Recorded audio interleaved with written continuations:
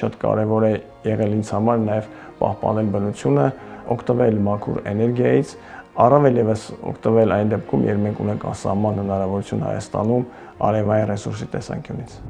Կուտակիչների միջոցով արևային էներգիա կուտակվեց եւ փոխանցվեց պատերազմի օրերին, որպեսզի մարդիկ եւ հեռախոսները կարողանան լիցքավորել եւ երևի թե այլ սարքավորումներ։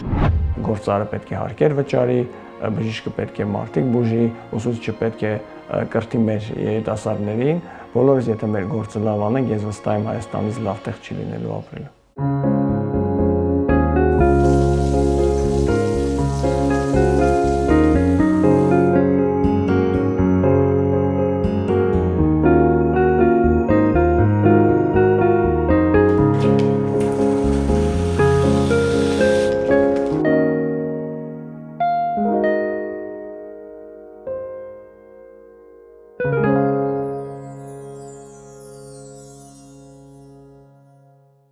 Բարև ձեզ հարգելի հետևորդներ, այսօրվա մեր զրուցակիցը Էկովիլ արևային ընկերության հիմնադիր, խորհրդի նախագահ, գործարար Տիգրան Օխանյանն է։ Բարև ձեզ, պարոն Օխանյան, շնորհակալ եմ մեր հրավերն ընդունելու համար։ Ձեռք բերեք արևային համակարգ Էկովիլից եւ մասնակցեք էլեկտրական ավտոմեքենայի խաղարկությանը։ Էկովիլ, զգա արևի ուժը։ Պարոն Օխանյան, օրեր առաջ լրացավ Էկովիլ արևային ընկերության 10-ամյակը, նշեցիք, շատ գեղեցիկ։ Խոսենք այդ տարիների դժվարությունների եւ ձեռքբերումների մասին։ Ինչ վայրիվերումներ եղան, ինչ ձեռքբերումներ եղան, որովհետեւ Էկովիլ արևային ընկերությունը ամենախոշորներից է։ Իրոք երբեք ենք նայում այսօր 10 տարի բավականին բարդ ու խորտուբորտ ճանապարհ ենք անցել։ Նույնիսկ չենք պատկերացնում, թե ինչ բարդությունների միջով պետք է անցնենք եւ ինչ արդյունք ունենանք, բայց մի բան վստահ ենք ու մի բան հստակ էր, որ ես ունեի անձնական վստահություն, որ ճիշտ ուղղությամբ ենք շարժում, այսինքն շարժում ենք եւ զարգացնում ենք մի ոլորտ, որը արդեն երևում էր, որ ապագան է, այսինքն շատ մոտ ապագան է։ Բարդություններից հիմնականն այն էր, որ նոր ուղղություններ եւ չկար փորձ, նաեւ չկար կրթություն, չկար իմացություն ոլորտի եւ ընդհանրապես համակարգերի մասին եւ հասկանալի է, որ ցանկացած նոր տեխնոլոգիա մարդիկ դժվարությամբ են ընդունում, պետք է փորձ, պետք է մարդը տեսնի, որ հարևանը տեղադրել է, օգտագործում է, որպեսզի ինքն էլ օգտագործի։ Այսինքն առաջին մեր մեծ խնդիրը դա հենց իմացության պակասն էր եւ վստահությամբ կարող եմ ասել, որ այս տարիների ընթացքում մեր ամենամեծ աշխատանքը եղել է մեր հաճախորդներին եւ պոտենցիալ հաճախորդներին կրթելը, ապացուցելը, այսպես ասեմ, թե ինչ օգուտ կարող է ստանալ համակարգերից, բայց նաեւ շատ մեծ խնդիր էր, որ չկար օրենսդրություն։ Այսինքն մենք առաջի մի քանի կազմակերպություններից ենք, երբ ովքեր սկսեցին ոլորտը զարգացնել եւ շատ կարեւոր էր ունենալ օրենսդրություն, որը կոժանդակեր այդ ուղղության զարգացմանը։ Հետևաբար շատ սերտ աշխատում ենք եւ մեկը մյուսի հետ եւ նաեւ աշխատում ենք կառավարության հետ, օգնում ենք մշակել օրենքներ, քննարկումներ, փորձում ենք օգտվել արտաքին փորձից այն երկրների, ովքեր արդեն անցել են կամ անցնում են այդ ճանապարհով, բայց փառք Աստծո կարող եմ վստահությամբ ասել, որ հաջողությամբ մենք կարողացանք հասնել նրան, որ այսօր Հայաստանը արևային էներգետիկայի մեջ ամենազարգացած երկրներից է եւ այսօր նույնիսկ խնդիր չկա բնակչության մեծամասնությանը բացատրել, թե ինչ է արևային համակարգը։ Բոլորը կարծես, ինչպես նշեցի խոսակցության ժամանակ, մարդիկ 10 հոգուց 8-ը արդեն տեղյակ են արևային համակարգերի առավելությունների մասին, ագին մեծ տոկոս է կազմում արդեն օգտագործողների թիվը եւ վստահությամբ կարող եմ ասել, որ եթե այս ուղղությամբ շարունակենք, սա էներգետիկ անկախ անվտանգության տեսանկյունից ճիշտ ճանապարհն է։ Հայաստանը արևային էներգետիկայի առումով, արևի առումով առհասարակ ինչ պոտենցիալ ունի։ Նայեք, երբ խոսում ենք զուր արևային ճառագայթման տեսանկյունից, Հայաստանը շատ բարձր է, քան աշխարհի միջինը նույնիսկ, մոտավորապես ավելի բարձր է, քան Եվրոպայի միջինը։ Դա նշանակում է, որ նույն համակարգ տեղադրելիս մենք ստանում ենք 2 անգամ ավելին արդյունք, բայց միայն ոլորտի զարգացումը կապված չէ դրա հետ, այլ նաև կախված է հոսանքի գներից, վերջնական սպառողը ինչքան է վճարում էլեկտրաէներգիայի համար եւ բնականաբար հաշվարկը արվում է նաեւ հենց հաշվի առնելով այդ գործոնը։ Օրինակ, եթե Անգլիան, Մեծ Բրիտանիան նայենք արևային օրերի կամ ճառագայթման տեսանկյունից, չի ասի, որ նույնիսկ մոտ է Հայաստանին, բայց Անգլիայում զարգացած է ոլորտը, քանի որ էլեկտրաէներգիայի գինը թանկ է, այսինքն հաշվի առնվում ալտերնատիվ ինչ պետք է վճարեին եւ հիմա ինչ են վճարում։ Եվ շատ երկրներ, որտեղ արևի ճառագայթման տեսանկյունից շատ հարուստ չեն, ամեն դեպքում ոլորտը զարգանում է ճիշտ քաղաքականության, ճիշտ օրենսդրության եւ նաեւ մշտապես թանկացող էլեկտրաէներգիայի գների շնորհիվ։ Էկովիլ արևային ընկերությունից օգտվող սպառողը ոչ միայն ֆինանսը կխնայի, այլ նաև օգուտ կտա բնությանը, այսպես ասեմ։ Ես գիտեմ, որ դուք փոքր տարիքից բնասեր եք եղել։ Կխոսեք այդ մասին, կապ ունեցել եք բնապահպանության հանդեպ ձեր սերը, որ հիմնեք նման ընկերություն։ Միանշանակ գործոններից մեկը եղել է հենց դա։ Եվ տարբեր գործոններ են եղել, որոնք ընդհանրացնելով որոշում են կայացվել, բայց ոչ միայն բնությունը գործոններից մեկն է, ինչպես նշեցի, նաև մեր երկրի, մեր հայրենիքի էներգետիկ ապագան, տնտեսություն եւ այլն ամբողջությամբ այդ գործոնները հաշվի են առնվել եւ այո, դուք իրավացի եք, շատ կարեւոր է եղել ինձ համար նաև պահպանել բնությունը, օգտվել մաքուր էներգիայից, առավել եւս օգտվել այն դեպքում, երբ մենք ունենք անսահման հնարավորություն Հայաստանում արևային ռեսուրսի տեսանկյունից։ Բացի Երևանը, Էկովիլ ընկերությունը կա նաև մարզերում, Տավուշի մարզ, Շիրակի մարզ, տարբեր մարզերում կա, կխոսենք այս թեմայով, ու ամենակարևորը արդեն դուրս է եկել միջազգային շուկա Ամերիկայի Միացյալ Նահանգներ, Վրաստան,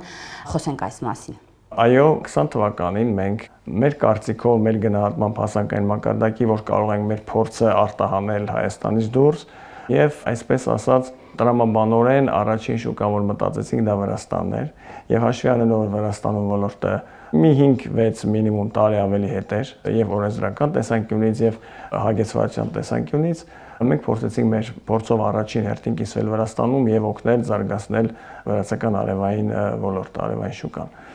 Եվ չի ասի հեշտ էր, առաջին հերթին, քանի որ մեր առաջին փորձն էր արտերկրում բիզնես անելու եւ մեր կազմակերպության մասնաճյուղ բացելու առաջին փորձն էր եւ չնայած շատ սովորեցինք, շատ սխալներ արեցինք եւ նաեւ կոവിഡ്ի այն պիկ ժամանակահատվածներ, երբ նույնիսկ ֆիզիկապես չենք կարողանում Վրաստան գնալ, բայց արդեն 4 տարի, համարյա 5-րդ տարին է եւ արդյունքում տեսնում ենք, որ անկախ սխալներից ճիշտ ուղղությամբ են գնացել եւ ներկայումս ունենք իրական արդյունքներ, ունենք վաճառքներ, մեզ արդեն ճանաչում են։ Հաջորդ շուկան Ամերիկայի Միացյալ Նահանգներն էր, Ամերիկայում մենք այլ անվամամբ ենք ներկայանում, Solarify անվամամբ, Կալիֆոռնիայում եւ Տեխաս նահանգներում։ Ես մոտ 3 տարի բացակայեցի Հայաստանից, այնտեղ ուղղությունը զարգացնելու համար, բիզնեսը զարգացնելու համար, եւ շատ վերջերս արդեն 4-5 ամիս է մենք բացվեցինք Շվեյցարիայում։ Երեքն էլ շատ տարբեր շուկաներ են, շատ տարբեր հոգեբանությամբ, շատ տարբեր զարգացվածության մակարդակով եւ շատ տարբեր բիզնես մթնոլորտով,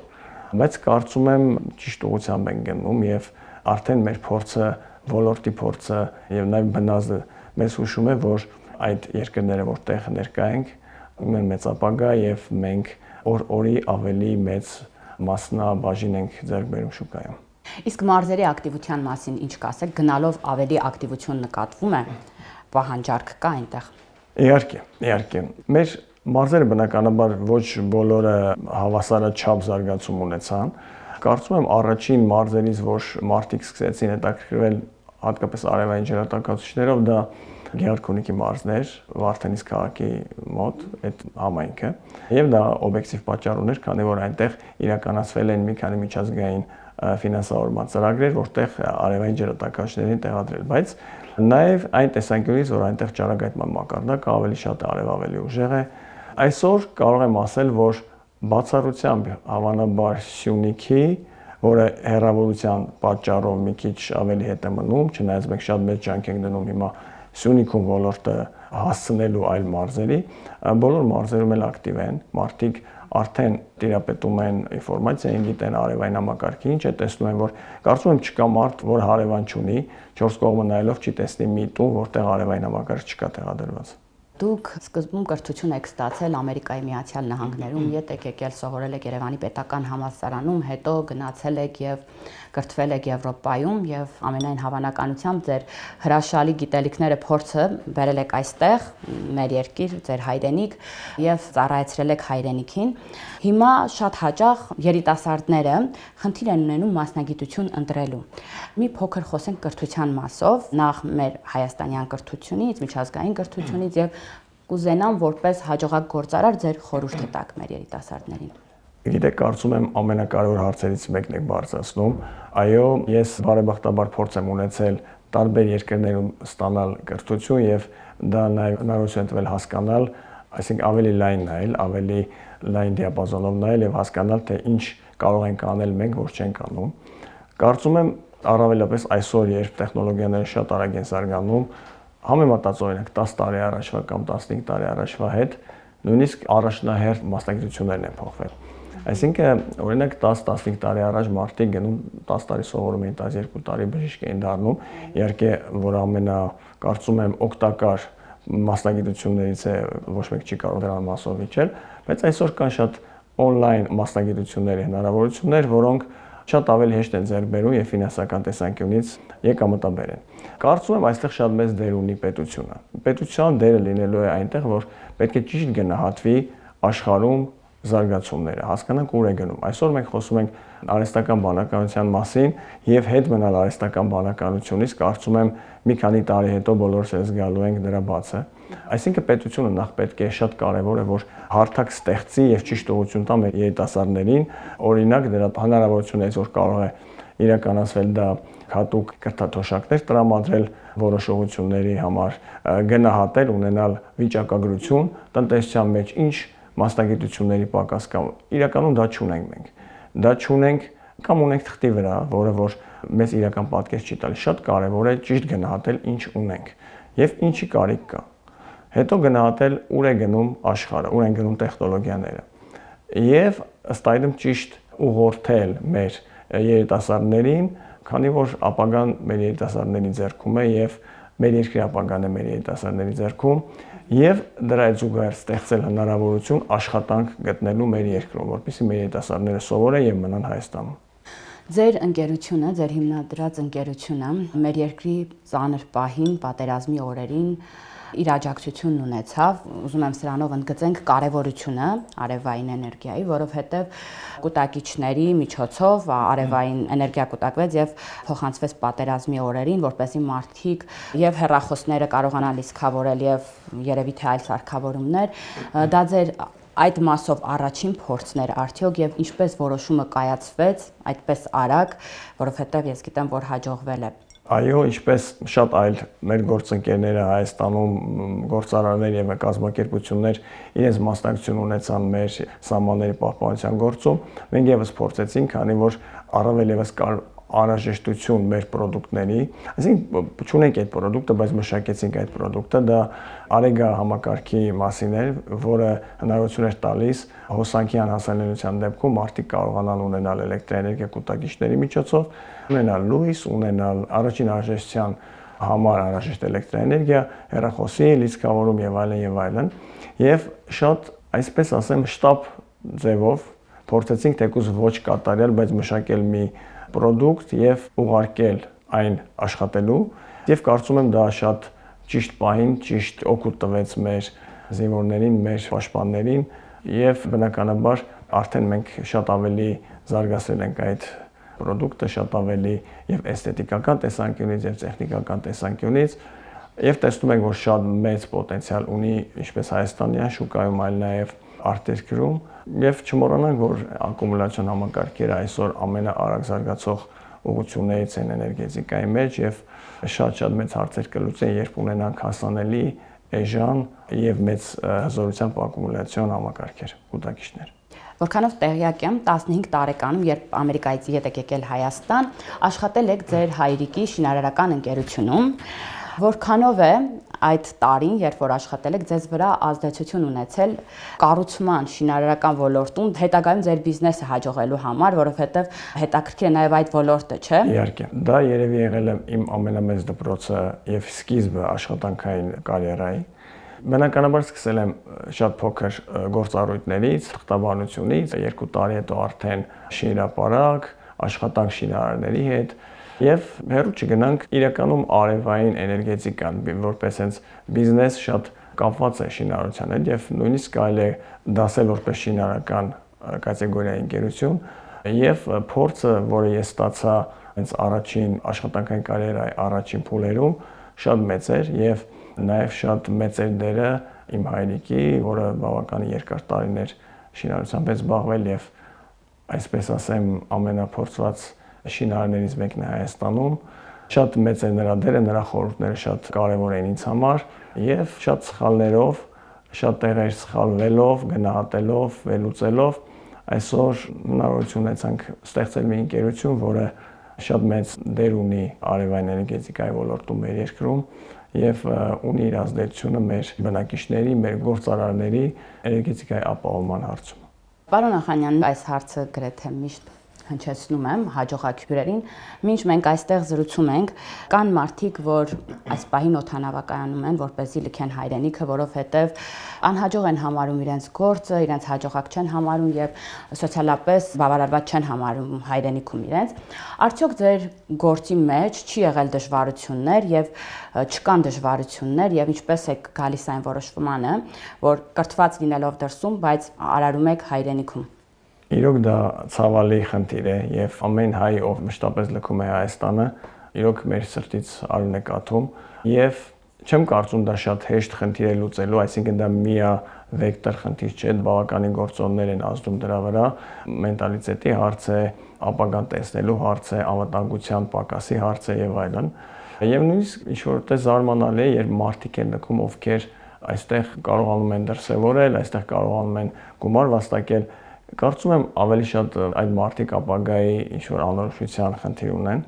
Բացառապես բոլորին կոչ եմ անում Հայաստանում մնալ։ Ես ապրել եմ դրսում եւ կարող եմ ասել, որ շատ եմ գնահատում Հայաստանում ապրելու քաղցրությունը։ Սա է մեր երկիրը, այստեղ մենք մեր տանն ենք եւ որտեղ էլ ապրենք, մենք չենք դառնալու ոչ ամերիկացի, ոչ շվեյցարացի, ոչ ֆրանսիացի։ Մենք հայ ենք եւ եթե մենք չենք զարգացնելու եւ ապահովելու մեր երկրի անվտանգությունը, ապահով է անելու։ Կարծում եմ, ես պետք է ավելի դրական նայել, որովհետեւ իրոք շատ առավելություններ ունի Հայաստանը, Հայաստանում ապրելը, որը մենք չենք գնահատում, շատ առավելություններ ունի։ Սկսած երեխաների դաստիարակության հնարավորությունից, արժեքներից եւ այլն։ Չեն գնահատում ու շատ դեպքերում մարդիկ արտագաղթում են եւ տեսնում են, որ չէ, իրոք Հայաստանում է, արդեն հնարավորություն չունեն հետ վերադառնալու։ Շատ կարևոր է ճիշտ գնահատել։ Արդյոք ուզում ես գնալ դուրս եւ ապրել այլ երկրում որպես օտար, թե ուզում ես ապրել Հայաստանում քո երկրում եւ քո պլանները կապել մեր երկրի հետ։ Ես լավատես եմ, ես վստահ եմ, որ մենք ուժ ու իմաստություն ենք գտնելու դժվար իրավիճակից դուրս գալու եւ բոլորս պետք է մեր ներդրումն ունենանք ամենքս մեր հնարավորության տեսանկյունից, այսինքն գործարարը պետք է հարկեր վճարի, բժիշկը պետք է մարդիկ բուժի, ուսուցիչը պետք է կրթի մեր երիտասարդներին, բոլորս եթե մեր գործը լավ անենք, ես վստահ եմ Հայաստանից լավ տեղ չի լինելու ապրելու։ Շնորհակալ եմ շատ, պարոն Ախանյան։ Մարքեթինգ, SMM, PR աջակցություն ձեր բիզնեսի կամ ընկերության համար, շուկայում ճիշտ դիրքավորվելու եւ մեծ թվով վաճառքներ գրանցելու համար։ SMM ծառայություններ, որակյալ եւ բովանդակային քոնթենտի ստեղծում, հետաքրքիր սցենաներով ռիլերի պատրաստում, սոցցանցերի կառավարում եւ առաջխաղացում, ինչպես նաեւ պրոֆեսիոնալ ֆոտո եւ վիդեո արտադրություն, համագործակցություն ԶԼՄ-ների, բլոգերների եւ ինֆլուենսերների հետ։ Եվ ամենակարևորը, որի հնարավորությունն ունեն միայն մեր գործընկերները։ Ձեր բիզնեսի մասին լսելի կլինի նաև բիզնես ելակետի հաջողված նախագծերում, որոնք Instagram-յան եւ YouTube-յան հարթակներում ապահովում են հազարավոր դիտումներ եւ հավանումներ։ Դիմեք Էկովիլ ընկերությանը եւ խնայողություն կանեք գումարային տեսքով։ Միանշանակ, աշխարհն արդեն անցել սոլարներին։ Սովորական տան ծորակից եկող, այդ ինչպես է այդպես պատահում։ Grohe-Blue-ն է, հենց այստեղ էլ գրված է։ Grohe-Blue կարդացի, այո։ Կայցելեք մեր գործընկերոջ մոտ, The Garden ռեստորան, այնտեղ ձեզ սիրով կսպասեն։ Պայման մի օր կայցելենք։ Մեդիա ասոցիացիա, գրագետ եւ անհատական մոտեցում յուրաքանչյուր գործընկերոջ համար։ Փաթեթներին ծանոթանալու համար գրել էջին կամ զանգահարել 094 091 147 հեռախոսահամարով։